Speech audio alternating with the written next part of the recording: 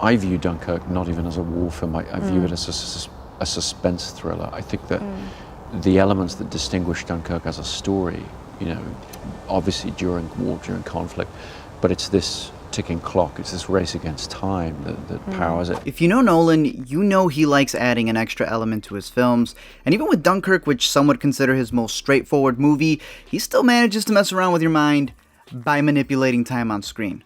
It's something he's done in Memento by reversing time, in Interstellar by making it circular, and in Dunkirk, he sets up an overlapping anthology between three storylines that's meant to put you in the soldier's shoes. And since I noticed at my screening that some people were a little confused with what was going on and how it all played out, I want to make a video not only breaking down the storylines, but explain the thematic purpose behind the use of time in the film. I didn't want to give the audience knowledge that the characters didn't have, other than through the interaction of these three distinct story threads. So there's three storylines that take place on land, at sea, and in the air. The storyline on land is titled The Mole and takes place across a week and relied on sand oranges with its aesthetic. The storyline at sea took place in a day and relied its visuals on dark blues, while the sky blue air storyline spanned a total of just 1 hour. But why have them all be in different timelines? Well, according to Nolan, the reason for it was to resemble a war story in the sense that when you're recounting something, you tend to jump around trying to bring it in from all different perspectives to create one story, even though they'd all have different starting points. There's a cool chart made by Haven B3 that shows when the three storylines would converge in that final hour, which might help some of you if you need the visual, so I'll leave a link for it in the description. For the rest of you who saw the movie once, I highly recommend watching it again to notice the cool little crosspaths that Nolan puts in the film. For example, there's Cillian Murphy's character, who is the composed soldier in the beginning who later on denies the two boys on the rowing boat, and yet he becomes the shell-shocked soldier who gets rescued. To see Colin's character land in the water from Tom Hardy's perspective, who thinks that the wave from his partner is a signal of him being okay, and then seeing that the reality was he was drowning. It puts a group of men in this case into a terrifying situation and invites, through this visceral treatment, the audience to go, this is what it's like. So you don't need to know where they're from.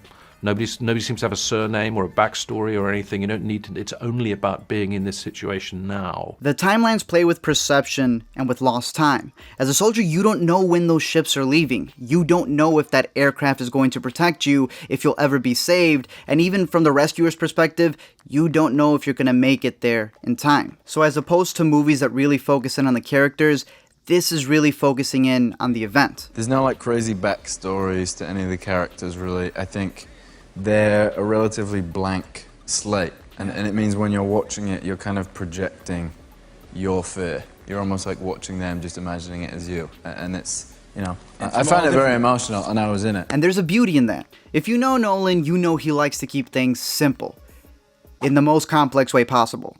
There's really no blood in the movie to avoid it becoming an action film that's too grotesque, as he says. In keeping with this theme of time being valuable, he had Hans Zimmer take a recording of his own pocket watch and use that ticking as the central theme for the movie. If you know Nolan, you know that he's so against CGI that he's willing to haul everyone out to the actual location in Dunkirk to really put you in their shoes. My man put cameras on plane wings in order to be able to get the perspective that he wanted. He spent $5 million on vintage military crafts in order to get the look he wanted. And the man hates CGI so much, he chose cardboard cutouts instead of going for computer effects to fill in the extras. And he goes through those lengths to fulfill his reality of what he believes a movie should be. It's 2017, so it's not like you can't achieve a lot of those things with computer-generated effects, but it's that he doesn't consider that a real film. And that idea extends to something that he's covered in all of his movies, and it's the subject of a big video that I have coming up. And that's the idea of creating our own realities. In Dunkirk, all the soldiers at the end feel like failures, but when they read the newspaper and see this different narrative, they see how they're considered heroes by the entire country, and they've gone from just survivors to saviors. But it's a reversal of the traditional roles, right? So, you know, normally we're used to watching any film that involves war or the army. You know, they're the heroes and they come in and they save the day. And I think that what's incredible about the evacuation is that it was the regular people. It was the ordinary people who came in and completely reverse things and change the course of history. With the 2 young soldiers, we see that it's white lies that actually may help you survive a war. That when you rescue a beach of soldiers with an empty tank, it may be best to leave them cheering to give them that boost that they need while you become a prisoner of war so they never have to be. The movie starts in the middle of the action because it's not about the past. It abruptly ends because it's not about the future.